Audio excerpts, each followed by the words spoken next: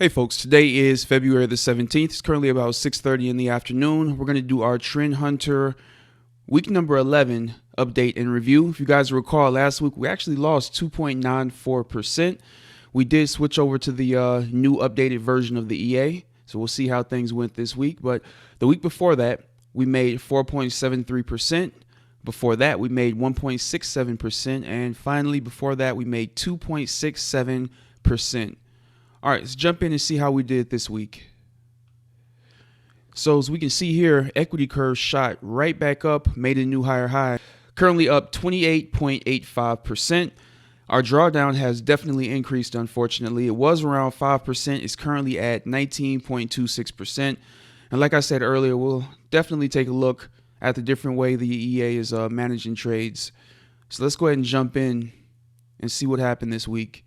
All right, so as we can see here, this week we earned 6.24% or $378.62. And as I mentioned, we are definitely in some drawdown here, but we'll take a look at that momentarily. Let's go ahead now, take a look at the news for the week, and then we'll jump into the VPS and see what's going on. All right, so on Monday we do have, what is this, NZD, inflation expectations, CHF, we got CPI. On Tuesday, claimant count change, GBP. We got CPI and core CPI out of the US. On Wednesday, we have CPI, GBP, and also core retail sales out of the US. And, okay, so on Wednesday, we also had unemployment rate and employment change out of Australia. On Thursday, we had core PPI out of the US. And on Friday, we had, retail sales out of GBP. So a few high impact releases this week. All right, let's go ahead and jump in and see what happened. And as we can see here, our current balance is $6,442.30, but we have $1,241 in drawdown. The majority of that is coming from these USD MXN trades, as we can see here. The interesting thing about these is that I'm trying to see where it was. Anyway, I'll find it later. But as we can see here, we got into one of the trades right here. Then we got into a second trade. It went up, took us out for a profit. Got into another trade, went up, took us out for a profit. And then got into another trade right here. And this one went quickly against us, unfortunately. But we do have a little bit more room to play with. So hopefully next week, the market will reverse and shoot back up. Because right now, like I said, these two USD MXN trades are what's pushing us past the $1,000 mark, I'm assuming here. So, and this might be the first time I've seen the EA open more than one trade per pair at a time. I just happened to notice that as well. All right, let's come back here. Let's check out the account history. And the first day of the week was the 13th. So it looks like we got started closing out trades right there. And we only closed out 4 trades. I would have thought it would have been a bit more than that. But you can see here, Euro Japanese Yen had a losing trade. And what day did this close? The 13th. So let's pull this up. All right, so it closed the 13th right here. So as we can see, this was a sell trade. Market went against us pretty swiftly and took us out right there. Next, we had USD MXN.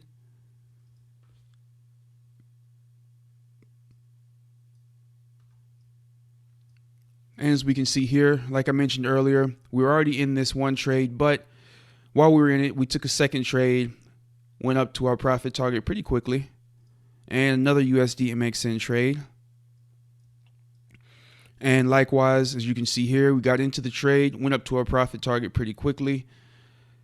And it's interesting because in these two instances, the EA waited for a pullback. You know, we got a pullback here, we got entered. We got a pullback here, we got entered. This time, we entered at the very tip top. So I'm actually surprised it didn't wait until we got a pullback like it had done these 2 times before. So that's very interesting. All right, let's check out this Euro Japanese Yen win. This one is very large, as you can see here. Got into the trade right there. And it did move the stop up pretty, I'm not going to say pretty quickly, but it did The trailing stop did what it was supposed to do. As you guys can see here, stop when the trade closed was right there. Profit target was right there. Took a little bit of time, but the market did eventually get up to the profit target, which was up there for a nice $428.13 win.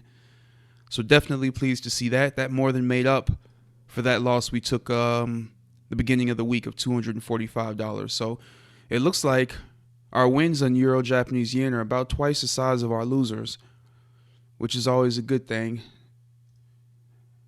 All right, let me see one last thing here. Just making sure we got smiley faces everywhere. I used to check that, but stopped. All right, so everything looks good. And I know we did get an update. So if I remember, I'll take a look at the update so we can take a look at that as well. All right, let's go ahead and see how you guys did.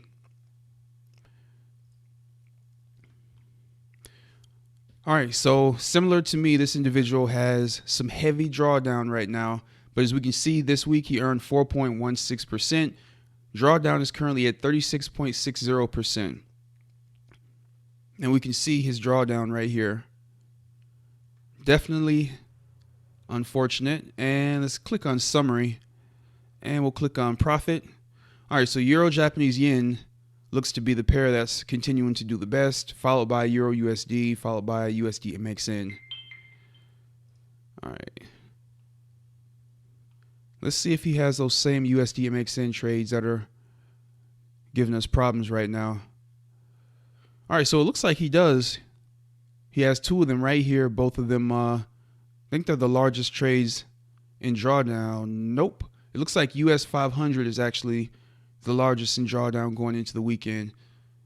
That one's currently down. Looks like a little over 1,000 and also a little over 200. So two trades open there. All right, so hopefully going into next week, we'll see some sort of a reversal so we can get that drawdown closed out. Let's go ahead and jump in now and see how the vendor did. I'm curious to see because I know one account, if I recall correctly, had stopped trading. All right, let's check this one. All right, so this account did 2.87%, and it's with FX Choice. And what's the drawdown on this account? Okay, so the drawdown is 21.45%.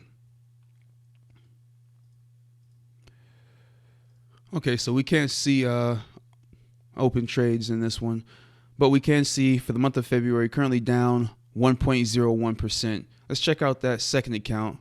This is the one where he's I think testing new pairs. Yes. All right, and in this account we can see that same drawdown right here. I'm curious which pair it is. Okay, so in this account, it looks like he's showing that. And as we can see here, there are those two USD MXN trades. And here's US 500.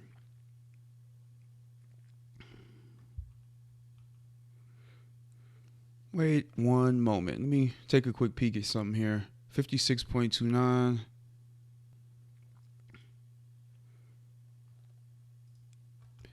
Interesting. I think these might be the same two accounts here. Huh. Never noticed that. Okay, well, we can basically see that similar situation as I showed you guys earlier. It looks like US 500 is giving this individual some problems right now. So hopefully that will rectify itself going into next week. Let me see if I can find that update from the team, and I'll be right back. You can see here, please adjust settings on each currency pair you're running Trend Hunter on. Change the magic number for each one so they are not the same on each pair. We release an update to set files that do this for you, but to save you time, please do this as soon as possible. So this did come out 4 days ago. All right, just wanted to make sure I put that out there. All right, let's now go ahead and see if you guys had any questions here. Refresh the page. All right. All right, is there any way to ask the vendor what rules they use to stop the EA? Because in January, they seem to have far less trades than you did. Yeah, they basically just, a lot of people tend to shut the EA off as we get close to the new year. So basically, as you, or if you want to, you can just shut down any trades you're currently in, or you can wait till the EA is in a situation where it's not in any trades and then just turn it off, for the first few weeks of January. I know quite a few people that do that. I tend to just trade through it since it's part of a test.